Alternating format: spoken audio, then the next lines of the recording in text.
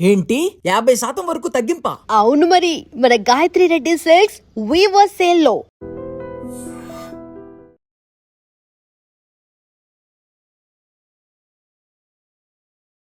Compulsory క్యారెక్టర్ని పెద్దికి తండ్రిగా పెట్టాలన్న ఆలోచన డైరెక్టర్ గారు అలాంటి సీన్కి కూడా ఒప్పుకున్నాడంటే ఆ వ్యక్తి ఆ క్యారెక్టర్ని ఎంత బలంగా నమ్ముండాలి. దానికి డిస్కషన్ జరిగింది రాజా. ఆనెస్ట్లీ అవసరమా వచ్చి మరి బట్టలు తీసి అని అడిగా. 2 reasons. 1 thing is ఎక్కువ అవుతుందా అనేది అనుకున్నా, కానీ అది పండింది. బట్ ఇలాంటి ఒక స్టార్డమ్ ఉన్న హీరో ఈ కథ చెప్పినప్పుడు దీనికి ఒప్పుకోవడం కదా గొప్పతనం. 100% ఎందుకంటే అది మనసు ఒప్పదు థింగ్, అండ్ ఫ్యాన్స్ కూడా ఎట్లా రియాక్ట్ అవుతారో తెలియదు. అందుకనే ప్రీమియర్కి కొంచెం అటు ఇటు అయింది టాక్. మనం పూర్తిగా నమ్మినప్పుడు 100% ఏమన్నా ధైర్యంగా వెళ్ళిపోతాం. నమ్మేది. అలాగే తారక్ని తీసుకుంటే అరవింద్ సమేత అప్పుడు స్టేజ్ మీద చెప్పాడు, బసిరెడ్డి ఫస్ట్ గుర్తుంటాడు, తర్వాత నేను గుర్తుంటానని. అది huge statement from a huge star. అంత ధైర్యంగా స్టేజ్ మీద ఎవడో మాట్లాడతాడు. సలార్ 2 గురించి ఏదన్నా అప్డేట్ అడుగు బాబు గారిని అని చెప్పి అడిగేస్తారు. నాకు తెలిస్తే నీకు గ్యారంటీగా చెప్తాను. చాలా మంది ఈగర్గా వెయిట్ చేస్తున్నారు సార్ సలార్ 2 కోసం. నేను కూడా. Hi, welcome to my show. Jadhav sir నమస్తే. నమస్తే. సార్, అంటే ఒక కుర్రాడు చిన్నప్పటి నుంచి తను టీవీలో చూసిన హీరో, తమ స్క్రీన్ మీద చూసిన హీరో, అలాంటి ఒక హీరోతో, అలాంటి ఒక స్టార్తో డైరెక్ట్గా కూర్చొని ఇలా మాట్లాడడం నాకు లైఫ్లో వచ్చిన బిగ్గెస్ట్ ఆపర్చునిటీగా భావిస్తున్నాను. ఇది నాకు చాలా ఆనందంగా ఉంది. Thank you very much. Thank you. First time అనుకుంటా మనం చేసేది. Yes sir. Okay sir, Appal Suri క్యారెక్టర్కి వస్తే, అంటే నేను డైరెక్ట్గా సబ్జెక్ట్లోకి వెళ్ళిపోతున్నాను. సినిమాలో పెద్దితో పాటు పెద్ది కంటే ముందు కూడా కథలో ప్రయాణించే క్యారెక్టర్. ఫస్ట్ నుంచి మీరు ఆ ఫేజ్లోనే ఉంటారు. అలాంటి ఒక అప్పల్ సూరి క్యారెక్టర్ని పెద్దికి తండ్రిగా పెట్టాలన్న ఆలోచన డైరెక్టర్ గారికి కానీ, చేసేటప్పుడు మీకు కానీ ఎప్పుడైనా వచ్చిందా? ఎందుకు అడుగుతున్నానంటే ఆ ఎమోషన్ ఇంకా వేరే లెవెల్లో ఉండేది కదా, ఇప్పటికే పిక్స్లో ఉంది. అంటే నా క్వశ్చన్ అర్థమైందా మీకు? అర్థమైంది. రెగ్యులర్ అయ్యేదేమో, అంటే ఏదో ఒకటి ఉండుంటే బాగుండేదని నా ఫీలింగ్ కూడా. ఇంకా ఎస్టాబ్లిష్ అవడానికి అప్పల్ సూరి కరెక్ట్. అది యాక్చువల్లీ ఒరిజినల్ స్క్రిప్ట్లో ఏదో ఉన్నట్టు గుర్తు. అంటే ఇతని ఫాదర్ అలా చనిపోయాడు, అందుకే 30 ఏళ్ళ నుంచి రవాణా సౌకర్యం అంత ముఖ్యం ఓకే, మీకు ఒక బ్యాక్ స్టోరీ ఉండేది అనుకుంటా.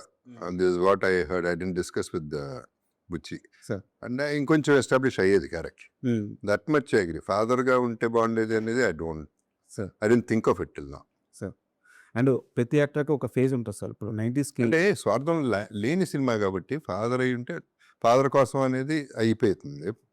అది దానికంటే more natural film, deep rooted film కాబట్టి నాకు తెలిసి ఇదే కరెక్ట్. అది పరిచయం లేకుండా, రిలేషన్షిప్ లేకుండా ఉరేయరే అనుకుంటూ ఏజ్ డిఫరెన్స్లో, ఇంత ఏజ్ డిఫరెన్స్లో అది ముచ్చట. బ్యూటీ ఉంది దాని బ్యూటీ పోతుంది. ఫాదర్ అంటే పోతుంది అది. సార్, అది. అండ్ ఈ క్వశ్చన్ మిమ్మల్ని చాలామంది అడుగు ఉండొచ్చు, బట్ నాకు కూడా అడగాలని ఉంది.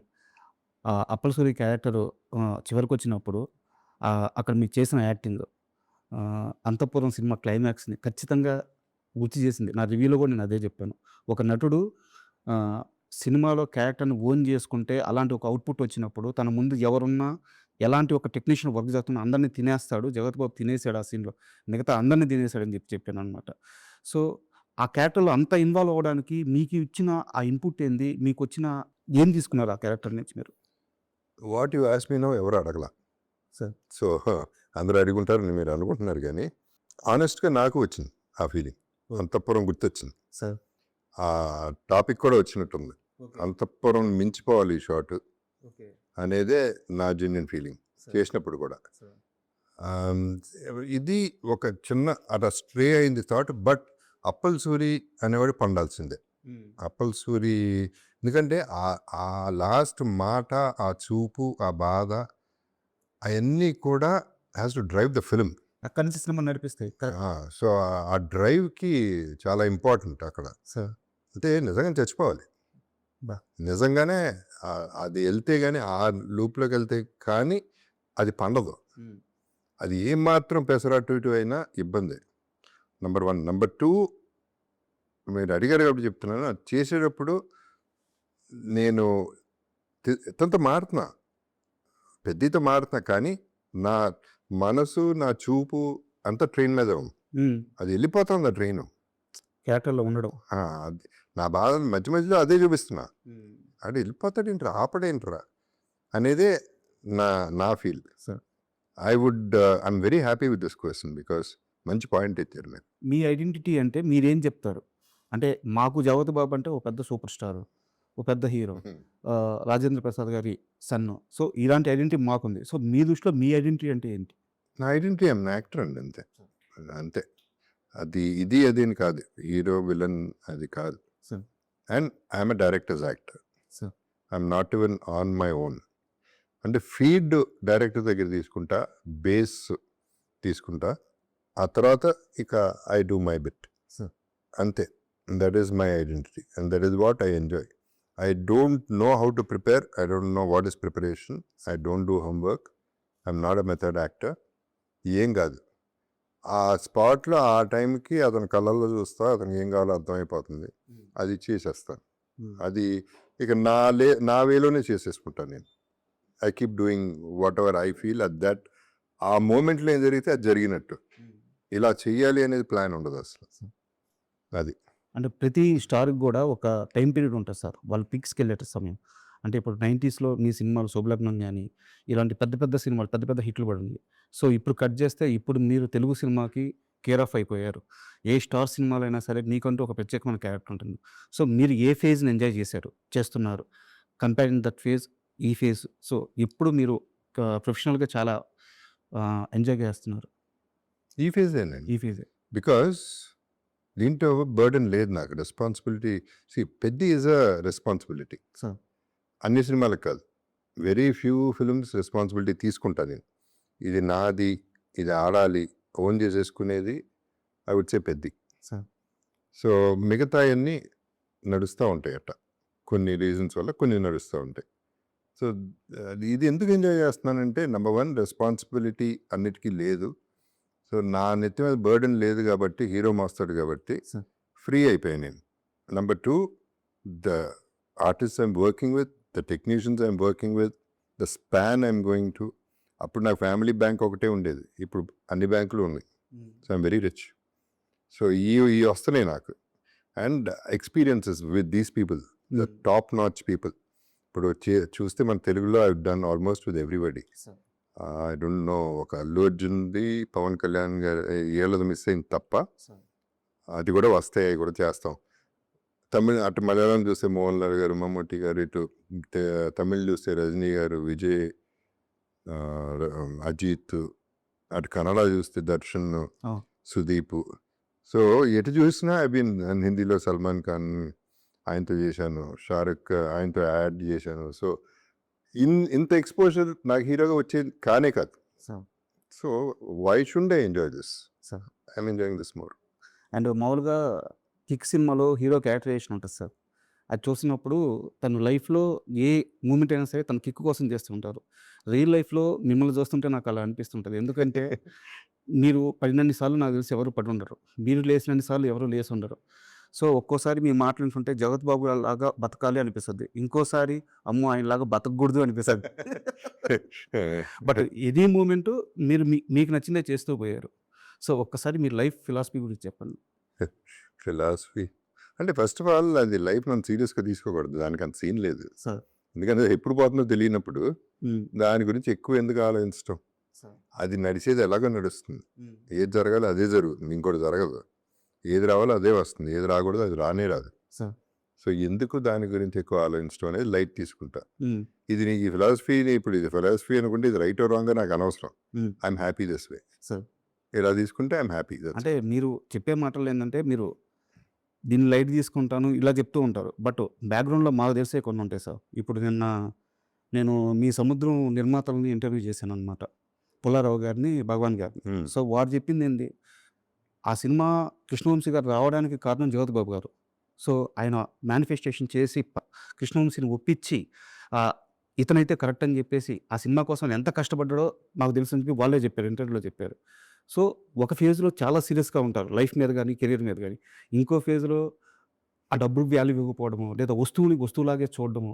సో ఇది చాలామంది దగ్గర ఉండదు సార్. ఇది ఒక మనిషి ఎప్పుడు ఎక్కడ ఎలా ఉండాలో తెలుసుకొని బతకడం అనేది నిజంగా చాలామందికి ఇన్స్పిరేషన్గా ఉంటుంది. థ్యాంక్ యూ అండి, థ్యాంక్ యూ సో మచ్. నేను ఇంతేనండి మరి. నేను అంటే ఏంటో చెప్తున్నా కదా, లైఫ్ని సీరియస్గా తీసుకున్నప్పుడు సార్ ఏముండదు కదా, ఏది సీరియస్ కాదు. ఇప్పుడు ఇట్లాంటివి చేసినప్పుడు మేనిఫెస్టేషన్ అంటారా? ఓకే, మేనిఫెస్టేషన్ ఉందో లేదో నాకు తెలియదు. Sir manifestation is only your 100% thought process putting it in to practicality correct. And trying to go your way.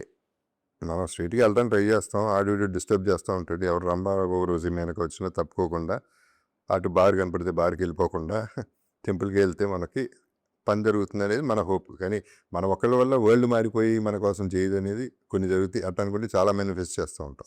ప్రతి ఒక్కడు మేనిఫెస్ట్ చేస్తూనే ఉంటాడు, పైకి రావాలని, స్టార్ అవ్వాలని, సూపర్ స్టార్ అవ్వాలని. అందరే అవ్వవు. అదే అన్న, అదే I believe in the way it is taking me. Life అలాగే తీసుకెళ్తుంది, ఇంకో రకంగా తీసుకెళ్తుంది. కాబట్టి ఎందుకు దాని గురించి ఆరాటపడటం అని. సార్ ఈ మిగతా ఏంటంటే ఇప్పుడు సముద్రం, thanks to the producers, very sweet of them. నా వల్ల జరిగిందంటే అది జరిగిపోయింది, అలా జరిగింది. నేను చేసేది ఏముంది, ఇప్పుడు నేను చెప్పినంత మాత్రాన్ని వంశీ సినిమా చేసేడు. సార్ వాళ్ళు మీ మీద చాలా రెస్పెక్ట్ పెట్టుకున్నారు సార్. ఈవెన్ ఇంటర్వ్యూ అయిపోయిన తర్వాత కూడా మీ గురించి చాలా మంచిగా చెప్పారు వాళ్ళు. వెరీ స్వీట్ పర్సన్ అని చెప్పారు. అండ్ మీ పైన నాకు ఒక చిన్న విమర్శ ఉంది, అడగొచ్చా? సినిమాకి సంబంధం లేదు, మీ పర్సనల్ లైఫ్కి సంబంధించి. ఇల్లు అమ్మేసిన తర్వాత ఇల్లు ఖాళీ చేస్తున్నారు. ఇల్లు అమ్మేసిన తర్వాత కూడా 3 కోట్ల రూపాయలు అప్పు మిగిలి ఉంది. నేను వైజాగ్లో లెజెండ్ షూటింగ్లో ఉన్నాను అని చెప్పారు. సార్ అది కరెక్టేనా? ఎందుకంటే జీవితంలో మిమ్మల్ని నమ్ముకొని ఒక పర్సన్ వచ్చారు. సో వారికి ఆ ఇల్లు ఖాళీ చేయడం అంటే, నా ఇంట్లో నేను చూశాను. అలా ఇల్లు ఖాళీ చేసి బయటకు వచ్చారు, ఎంత పెయిన్ ఉంటుందో పిల్లలకి, లేడీస్కి. మా నాన్నగారు అలా వెళ్తున్నప్పుడు ఆ క్షణంలో మీరు అక్కడ ఉండుంటే బాగుండేది కదా. 100% ఎమోషనల్ పాయింట్ ఆఫ్ వ్యూలో మీరు అన్నది కరెక్టే సార్ ప్రాక్టికల్ పాయింట్ ఆఫ్ వ్యూలో ఐ డోంట్ కేర్. ఇల్లు అమ్మేయటం, వీళ్ళ ఎమోషన్ ఆలోచిస్తే, పర్సనల్ ఎమోషన్ కనుక ఆలోచిస్తే I should have been there. Sir in fact వాళ్ళు ఉండకూడదు అక్కడ. Correct sir.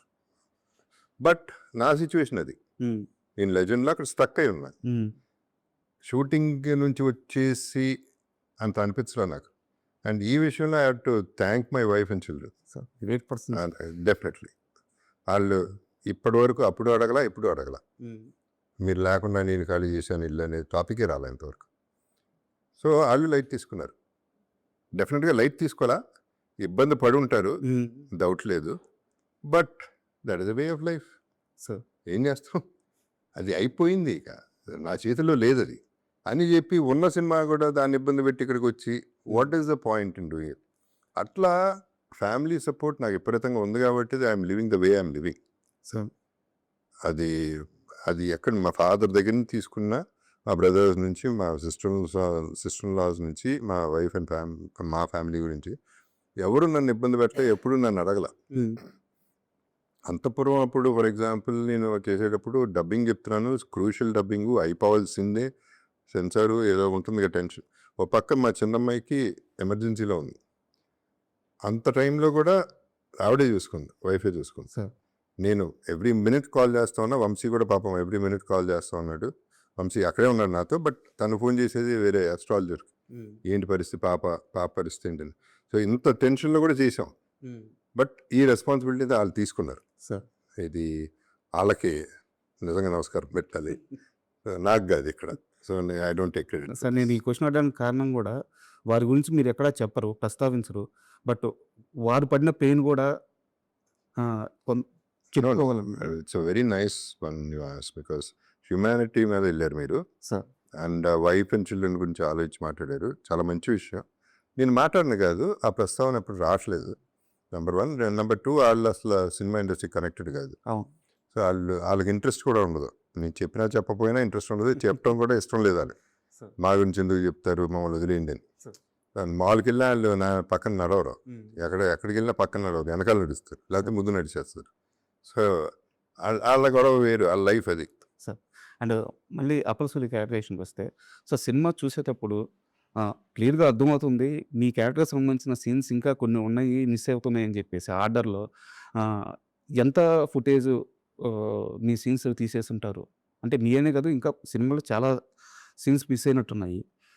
మీరు విజయవాడ ఈవెంట్లో చెప్పిన డైలాగ్ కూడా బ్యూటిఫుల్ డైలాగ్, అది సూపర్ ఎమోషన్ ఉంది. సో ఆ డైలాగ్ కూడా లేదు సినిమాలో, మళ్ళీ యాడ్ చేసే ఛాన్స్ ఉంటుంది.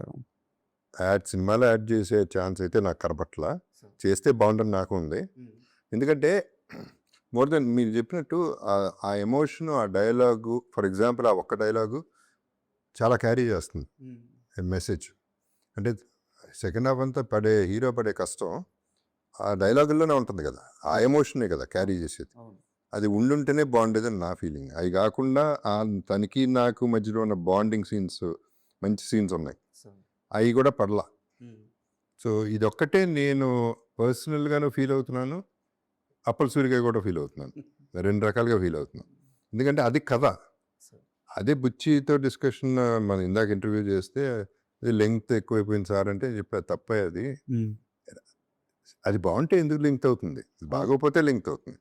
నువ్వు బోరు కొట్టిస్తుంటే లింక్ అవుతావు. అట్లా అనుకుంటే వేరే తీయొచ్చు నువ్వు. 4 గంటల సినిమాలు చూస్తున్నారు, 5 గంటల సినిమాలు చూస్తున్నారు. నువ్వు బాగా తీస్తే అది అట్లాంటిది ఏమి ఉండదు అనేది నా ఫీలింగ్ కూడా. కాకపోతే దాన్ని అందే అది ఎట్టగా యూట్యూబ్లో ఇప్పుడు రిలీజ్ చేస్తామండి ఆ సీన్ తిన్నాను. సరే అదన్నా చేయండి, లేకపోతే నాకు ఇవ్వండి, నేనన్నా ఇన్స్టాలో వేసుకుంటా. బికాజ్ అంత ప్రేమించా క్యారెక్టర్ని, సినిమాలో ఉన్న వాళ్ళందరినీ. సో అది ఒక నా లైఫ్లో కూడా 2.5 years అదొక ఘట్టం కదా, సాలిడ్ ఫీలింగ్ పెద్ద అనే సినిమా. అంటే ఎందుకు ఆ క్యారెక్టర్తో నేను కూడా ఎందుకు అంత లవ్లో పడ్డామంటే సార్, ఒక గాయం లాంటి సినిమా తీసిన హీరో ఆ బట్టలు ఆ డ్రాయర్ మీద ఆ బురదలో పడి అది క్లోజ్ షాట్ అర్థమవుతుంది, అది డూప్ కాదు ఏం కాదు, చాలా క్లియర్గా అర్థమవుతుంది. అలాంటి సీన్కి కూడా ఒప్పుకున్నాడంటే ఆ వ్యక్తి ఆ క్యారెక్టర్ని ఎంత బలంగా నమ్మి ఉండాలి, ఆ పెయిన్ని ఎంత సీరియస్గా తీసుకొని ఉండాలి, Correct. అర్థమవుతుంది. దానికి డిస్కషన్ జరిగింది రాజా, ఆనెస్ట్లీ. అవసరమా వచ్చి మరి బట్టలు వడదీసి అని అడిగా. తను పాపం ఈనేసి సార్ వద్దంటే చెప్పండి పర్లేదని. సో నేను ఆలోచించా, అంటే 2 reasons. వన్ థింగ్ ఇస్ నా బ్యాక్ వీక్, అది కనుక ఇరిగిందంటే ఇంకా అక్కడే ఉంటా, ఆ మెట్లోనే పడుకుంటా. సో అదొక రీజను. రెండోది ఎక్కువ అవుతుందా అనేది అనుకున్నా, కానీ అది పండింది. ఇప్పుడు మీరు ఎత్తుతున్నారంటే ఆ టాపిక్, ఆ షాట్ వెరీ క్రూషియల్ అయిపోయింది, నాకు ఆయుపట్టు అయిపోయింది ఆ షాట్. సో డెఫినెట్గా వర్కౌట్ అయిన షాట్. అండ్ ప్రతి ఒక్కరు కూడా రామ్ చరణ్ గారి కష్టం గురించి, సినిమా రివ్యూ గురించి మాట్లాడుతున్నారు. అవును. బట్ నా క్వశ్చన్ ఏంటంటే, హీరోనాక కష్టం ఇంక తప్పదు, ఎలా చేయాలి. బట్ ఇలాంటి ఒక స్టార్డమ్ ఉన్న హీరో ఈ కథ చెప్పినప్పుడు దీనికి ఒప్పుకోవడం కదా గొప్పతనం. సో మన స్టార్ హీరోలు ఇలాంటి కథ చెప్పే సినిమాల్లో అది గ్యారంటీగా ఒప్పుకుంటా 100%. ఎందుకంటే అది మనసు ఒప్పదు, because it's serious thing and fans కూడా ఎట్లా రియాక్ట్ అవుతారో తెలియదు. అందుకనే ప్రీమియర్కి కొంచెం అటు ఇటు అయింది talk. One of the reasons అది. ఎందుకంటే వాళ్ళ హీరోని అట్లా చూడటం వాళ్ళకి ఇష్టం లేదు, కానీ అది ప్రాణం పెట్టిన సినిమా కాబట్టి చేయగలిగాడు, ఒప్పుకోగలిగాడు. అండ్ ఈ జనరేషన్స్తో బ్యూటీ ఏంటంటే రామ్ చరణ్ పట్టించుకోడేటండి, ప్యాషన్, పిచ్చి ప్యాషన్తో చేస్తాడు. ఏదైతే అదైనా చేసేద్దాం, మనం పూర్తిగా నమ్మినప్పుడు 100% ఏమన్నా ధైర్యంగా వెళ్ళిపోతాం. నమ్మాడు, ధైర్యంగా వెళ్ళాడు. అండ్ మీరు అన్నారు ఇందాక కష్టం అందరూ పడతారు, కరెక్టే, కానీ ఈ సినిమాలో రామ్ చరణ్ పడిన కష్టం చాలా ఎక్కువ కనిపిస్తుంది సార్. అది చాలా అది బయటకు వచ్చేసింది ఎట్టగా. అది ఇష్టం లేని వాళ్ళు కూడా బాగా చెప్పాల్సిందే, వేరే చాయిస్ లేదు అక్కడ. ఎందుకంటే ఇట్స్ బాడీ అండ్ మైండ్ రెండింటితోనూ ప్లే చేయాలి, ఇట్స్ నాట్ ఈజీ. సో ఇక్కడ రామ్ చరణ్ అన్నారు కాబట్టి I would like to thank Chiranjeevi garu, because ఆయన ట్వీట్లో అన్ని పేర్లు పెట్టారు, okay, but my brother Jagapathi Babu అని పెట్టారు. Sir I'm very happy with that. And అంటే ఎలాగో ప్రస్తావన వచ్చింది కాబట్టి, మీరు ఒక తరంలో మీ స్టార్డమ్ అంతా చూసారు సార్ టీఎఫ్ఐలో ఉన్నప్పుడు. సో నెక్స్ట్ తరంలో ఇప్పుడు వచ్చినప్పుడు రామ్ చరణ్ గారు కానీ, ఎన్టీఆర్ గారు కానీ, మహేష్ బాబు గారు కానీ, బన్నీ కానీ, ప్రభాస్ కానీ, ఇలాంటి వాళ్ళందరి వరకు దగ్గర నుంచి చూస్తున్నారు, వాళ్ళతో కలిసి పనిచేశారు. సో టీఎఫ్ఐకి వీళ్ళు నెక్స్ట్ జనరేషన్ టీఎఫ్ఐని ఎక్కడ తీసుకెళ్తారు అంటే, వీళ్ళ క్రేజీ ఏ రేంజ్కి వెళ్ళద్ది. ఒక చిరంజీవి గారు, ఒక బాలకృష్ణ గారు ఆ స్టార్డమ్ని ఇప్పుడు వీళ్ళు ప్యాన్ లెవెల్కి వెళ్ళిపోయారు. వీళ్ళ కష్టం చూస్తున్నప్పుడు కానీ మన హీరోల గురించి ఏం చెప్తారు? వీళ్ళు ఎక్కడికైనా తీసుకెళ్ళగలరు సార్. వీళ్ళందరూ మీరు చెప్పిన పేర్లన్నీ ఆ టాప్ ఇంకా ఉన్నారు. వీళ్ళందరూ కూడా డెఫినెట్గా they make us feel proud sir, doubt లేదు. నెంబర్ 1 అంటే ఏదైనా చేసేయగలరు అనేది ప్రూవ్ చేశారు. ఎవరికాళ్ళే వాళ్ళ ఛాన్స్ దొరికినప్పుడల్లా ప్రూవ్ చేశారు, చేస్తూనే ఉంటారు. అది కాకుండా మీరు గుర్తించాల్సింది, ఇప్పుడు ఈ సినిమాలో అప్పల సూర్య అనే క్యారెక్టర్ ఎంత పండుతుందని తెలిసినా ఓకే చేసి ఒప్పుకునే హీరోలు కూడా తక్కువ.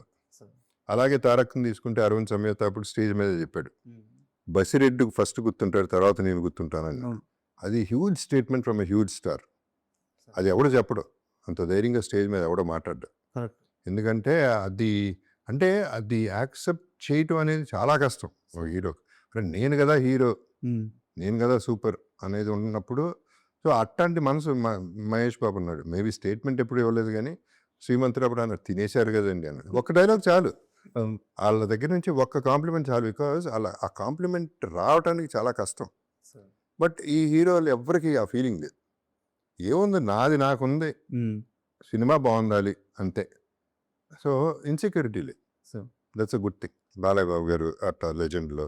సార్ సో అట్లా ప్రతి ఒక్కళ్ళు కాంప్లిమెంట్ ఇచ్చిన వాళ్ళే. బుచ్చి గారి దగ్గర నుంచి ఒక 2 క్వశ్చన్స్ వారి గురించి. ఆ. అంటే మీ జర్నీ చూస్తుంటే పక్క మనిషితో మనం బాగుంటే పక్క మనిషే సమాజం, ఆ మంచి మనకు తిరిగి వస్తుందని చెప్పడానికి ఇప్పుడు ఎప్పుడో హనుమాన్ జంక్షన్ చేసేటప్పుడు సుకుమార్ అనే ఒక చిన్న అసిస్టెంట్ డైరెక్టర్తో మీరు చాలా మంచిగా ఉన్నారు. సో ఈరోజు ఆయన తిరిగి వచ్చి మీకు అద్భుతమైన రోల్స్ ఇస్తున్నారు. ఆ రోజు మంచిగా ఉన్నారని ఇవ్వట్లేదు, బట్ ఆ మంచి తిరిగి వస్తుంది. ఈవెన్ బుచ్చి గారు కూడా. సో మీరు బుచ్చి గారిని ఫస్ట్ టైం చూసిన ఆ మూమెంట్ ఏంటి? ఇంత అమాయకంగా ఉన్నాడో, బట్ ఏదో ఒక ఎక్స్ప్రెషన్ మీకు వచ్చి ఉంటుంది కదా, ఆ ఎక్స్ప్రెషన్ ఏంటి? సెట్లో పీక్స్ బుచ్చిని చూసినప్పుడు మీకు కలిగిన ఫీలింగ్ ఏంటి? ఈ 2 ఒకసారి చెప్తారు. ఫస్ట్ చూసినప్పుడు క్యూట్గా ఉన్నాడు అనుకున్నా. ఆ.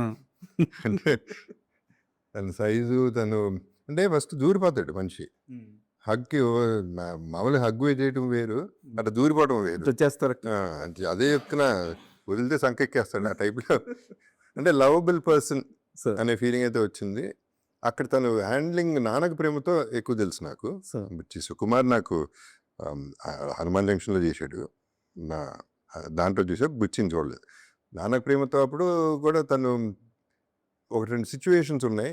ఒకటి చెప్పలేని ఇన్సిడెంట్. అటువంటి ఆ ఇన్సిడెంట్ చూసి అనుకో అప్పుడు అన్నా, నువ్వు మంచి డైరెక్టర్ అవుతావయ్యా. సార్ చెప్పలేదు అనటానికి దాంట్లో ఒక ఇది ఉంది, ఇబ్బంది ఉంది, అందుకని చెప్పలేకపోతున్నా. లేకపోతే క్యూట్దే అది కూడా ఇన్సిడెంట్. అంటే ఈ మామూలు కాదు అని తెలియడానికి ఒక ఇన్సిడెంట్ ఉంది. అదేంటో ఇప్పుడు చెప్పలేను. బట్ అలాంటివే ఇంట్రెస్ట్ ఉంటుంది. అంటే ఇది కరెక్ట్ కాదు కానీ. సో అదే ఇప్పుడు నాకు సుకుమార్ పేరెత్తారు కాబట్టి ఏ మాటగా వాడు హనుమాన్ జంక్షన్ చేసినంత మాత్రం సుకుమార్ నాకు సినిమా ఇస్తాడని నేను ఎక్స్పెక్ట్ చేయను. వాళ్ళు ఎవరు a good director, fantastic director నుంచి సినిమా వచ్చేస్తుంది నన్ను చూసి ఇచ్చేస్తారు నేను అనుకోను. ఎందుకంటే వాళ్ళకి తట్టాలి, వాళ్ళకి ఆ పెన్ను రాయాలి అక్కడ నా పేరు. అది రాయకపోతే వాళ్ళు పెట్టరు, అడిగినా పెట్టరు. అటువంటిది సుక్కు ఎప్పుడు ఫెంటాస్టిక్ క్యారెక్టర్స్ ఇచ్చాడు నాకు. అదే అంటున్నా, ఇప్పుడు హీరో అనే ట్యాగ్ వదిలేసేపాటికి నాకు వీళ్ళందరూ దొరికారు. వీళ్ళందరూ నన్ను ఎక్కడికో తీసుకెళ్తున్నారు. సుక్కు 3 సినిమాలు, ఇప్పుడు పుష్ప 2లో కూడా పాప తను ప్లాన్ చేసింది హ్యూజ్, బట్ సరిపోలేదు, లింక్ సరిపోలేదు, నెక్స్ట్ దానికి పోస్ట్పోన్ అయింది తప్ప అది తక్కువ చేద్దామని కాదు. ఆ సిచ్యువేషన్లో పుష్ప ముందు ఏదో వేరే వచ్చి సుక్కు ఫోన్ చేశాను. ఫోన్ చేసి, సుక్కు ఈ సినిమా ఇట్లా వచ్చింది, ఇది పుష్ప చేస్తున్నా కదా, నిన్ను చైనా వద్దా అని అడిగా, మనకేమైనా ఎఫెక్ట్ అని. సార్ మీరు బ్రాండ్ సార్, మీరు ఏదైనా చేయండి, నా పెన్ను మీ పేరు రాస్తుంది, మీరు అన్నీ వదిలేయండి అన్నాడు. చాలు. This is what Trivikram Aravinda Sametha మామూలుగా ఇచ్చాడు ఆ సినిమా క్యారెక్టరైజేషన్. అట్లాగే లెజెండ్.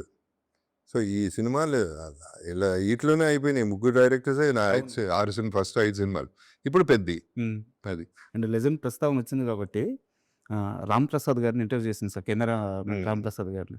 సో వారు చెప్పారు, మీరిద్దరు ఫేస్ ఆఫ్ ఉంటుంది కదా, బాలకృష్ణ గారిది మీది ఫేస్ ఆఫ్ ఉంటుంది, అది మొత్తం షూట్ చేసేసారంట ఫస్ట్ యాక్చువల్గా వేరే యాంగిల్లో పెట్టి కెమెరా. ఆ తర్వాత మీ ఇద్దరిలో ఉన్న ఇంటెన్సిటీ, ఆ ఢీకునే విధానం చూసి సరిపోక ఈయన కెమెరా మళ్ళీ భుజం మీద వేసుకొని ఫాలోఅప్ షాట్ తీశారంట. సో ఆ రోజు సెట్స్లో వాళ్ళిద్దరిని చూస్తుంటే సినిమాలో చూసిన తక్కువ, సెట్స్లో చూస్తే కళ్ళు సరిపోవని చెప్పి చెప్పారు. నేను అది కరెక్టే. రాంప్రసాద్ అంటే అది అట్లాంటి పనులు ఎప్పుడు చేస్తారు డిఓపీలు, విపరీతంగా ఇన్వాల్వ్ అయిపోయి, ఇంకా వాళ్ళు ఎంత బాగా చేస్తారు మేము ఇంకా బాగా చేయాలి, హెల్దీ కాంపిటీషన్. సో అది వచ్చిందంటేనే సినిమా హిట్. కరెక్ట్. లేకపోతే ఇన్వాల్వ్ అవ్వం. నా సూపర్ హిట్ సినిమాలన్నీ షూటింగ్ స్పాట్లో తెలిసిపోతాయి, ఇది గ్యారంటీ కొడుతుందని. ఎప్పుడు తెలుస్తుందంటే డైరెక్టర్ వీళ్ళు క్లాప్స్ పక్కన పెడితే ఈ డిఓపీలు వీళ్ళు ఉంటారే, వాళ్ళు బెటర్ షాట్ పెట్టాలి అని ఎప్పుడైతే ఆలోచిస్తున్నారో అప్పుడు తెలిసిపోతుంది మనకి. ఇప్పుడు అరవింద్ సమేత చేసేటప్పుడు వినోద్ తను అనేవాడు, సార్ మీరు వస్తుంటే నేను ఇంకా బెటర్ ఫ్రేమ్ పెడతానండి అంటే మనకి ఇంకా ఫుల్ జోష్ వచ్చేస్తుంది సార్ న్యాచురలీ. అతను ఇంకా బాగా పెడతాను, నేను ఇంకా బాగా చేయాలని. అంతే కదా అంతేగా, it's a healthy competition. Sir. So this is where I'm very lucky. Basically that's what I'm saying.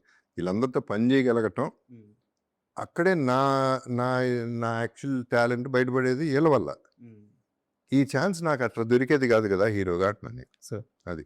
Sir యాక్చువల్గా ఇంటర్వ్యూకి వస్తున్నానంటే చాలామంది అడగమన్న ప్రశ్న వచ్చేసి సలార్ 2 గురించి ఏదన్నా అప్డేట్ అడుగు బాబు గారిని అని చెప్పి అడిగారు సార్. నాకు తెలిస్తే నీకు గ్యారంటీగా చెప్తా. అప్పటికి తెలిసి టూర్ గురించి. సార్ చాలామంది ఈగర్గా వెయిట్ చేస్తున్నారు సార్ సలార్ 2 కోసం. అవును, నేను కూడా. Sir and thank you very much. ఎందుకంటే ఒక అప్పల్ సూర్య అనే క్యారెక్టర్ని సినిమా చూసిన తర్వాత కూడా ఒక ఇన్స్పిరేషన్గా ఇంటికి తీసుకెళ్ళగలుగుతున్నాం మేము. సో ఇలాంటి మంచి క్యారెక్టర్స్ మీరు చేస్తూనే ఉండాలి. టీఎఫ్ఐలో మీ స్థానం ఎప్పటికీ ఒక ముద్రలో పడిపోయింది.